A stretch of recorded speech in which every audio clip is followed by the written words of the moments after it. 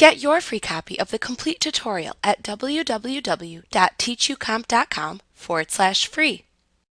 You can preview the results of a merge without actually sending the mail merge to a printer or even having to create another output publication for review. You will use the buttons in the Preview Results button group on the Mailings tab in the ribbon to preview the results in the merge publication.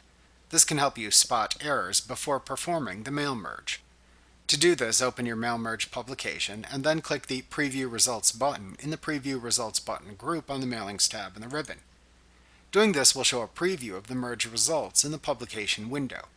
You can use the arrow buttons that appear to the right of the Preview Results button to move through the records, where you can inspect them for errors in the publication window.